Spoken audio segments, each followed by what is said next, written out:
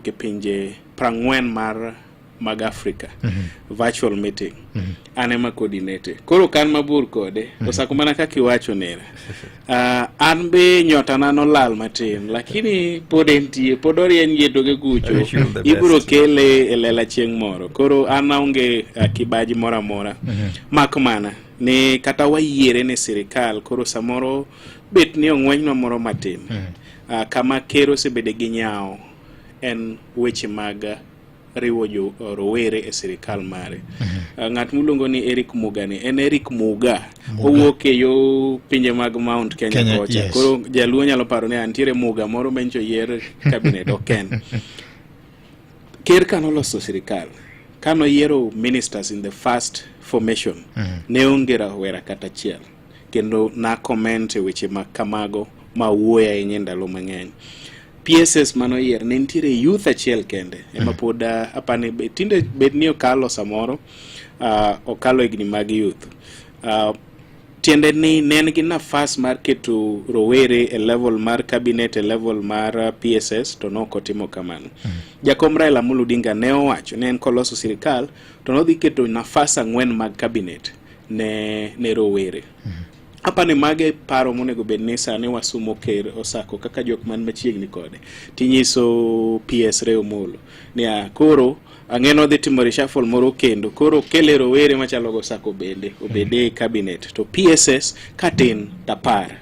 magin rowere nyoland tije ang'ene joma tindo mang'eny kabisa o apply so mano is another second chance momi ker mar rekebisha makosa mosetimore mar rowere sirikal kadwoko penjo ni VOJ Employability Summit iluongo ni East African Employability Summit ne watimo higa mokalo ne waluongo sirikal tenda migao mar somo weche mag somo machon Mashogu gi jatenda migao machon mar youth Babu na Mwamba maduto no bedo kodwa e kanyakla ni mar weche mane wawacho kanyo ne konyo sirikal ng'iyo ni en ang'o ma mono rowere yudo tich begin gi skills kata tiegruok moromo to ka tiegruok no koromo magiwuok go colleges kata universities ere kaka wamedo gik bilongo ni personal skills kata workplace skills mondo gibed ni koro giromo gi tije magidwarogo kendo no dhi maber e higa ni kendo nyocha ko bedo gi the second annual East African Employability Summit berne ni koro gimanyotimore en ni nyaka AU Commission Directorate mar Women, Gender and Youth nyeo otiyo kodwa kanyakla mag yoro jotela dek obedo kodwa e galamoro no nyeo abedo gi jatend migao mise wacho mar labor miluongo ni Alfred Mutua nyeo bedo kodwa e weche ma chal kamano kuom ndalariyo kwa wacho weche mag employability in the East African community kendo wakelo machiegni pinje 28 gima timore maduong' ni nafas mar tich ok ni nyako yudre mana dalau wan wawuok e piny luo Nairobi ka wabire manyo kat ntiere nafas e pinje ma oko mopogore gi Kenya mwanyalo ore joma tindo mondo dhi otiye nyaka wamigi nafas no kendo nyaka wajiw gi mondo gidhi gima timore piny Africa VOJ en ni population wakata namba wa mag joma tindo medore kiwango mamalo moingore kaka Europe medore, Asia medore tiende ni gidwaro labor mawuok e piny Africa gima nyaka watime ni ka ng'ato mi contract madhi tiyo pinje sana mag Arabu ema temo nyanyasa joma tindo ahinya contract nyaka bed maler kendo sirikal ong'e gima nie iye ong'eyo kama ng'ato tiye wawacho ni traceability kowuok e JKIA airport kolor Doha Qatar to dhi e od nga to bedo gi contract mar higni adi ichule pesa adi to be mission marwa mantiere Qatar ong'eyo ni ng'at ne ntiere kama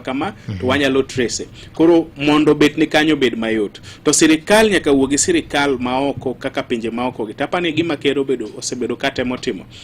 mokwongo nyaka bed bilateral relations between Kenya gi piny ma jo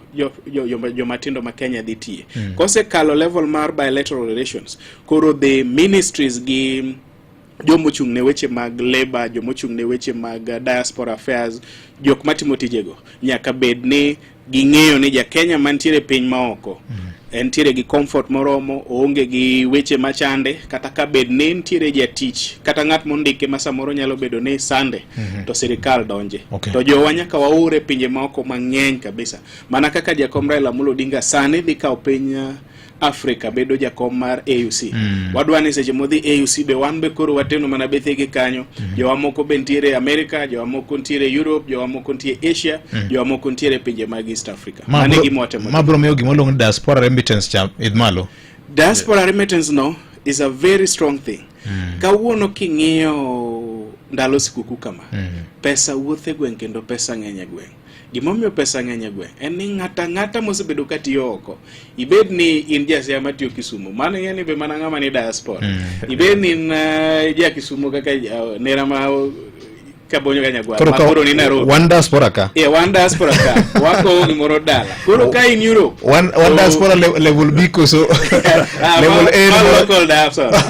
Koro diaspora remittance en pesa mabiro mukuot, ochalo bonus miwacho cha. Osara mawuok oko samoro biro mana dwe mar 4, dwe mar 8 gi dwe mar 12, lakini kobiro tineno ka gweng be bet moro. Koro nyaka watim kindete ni waoro jowa e pinje maoko kendo gitiyo tije man gi ndadhu.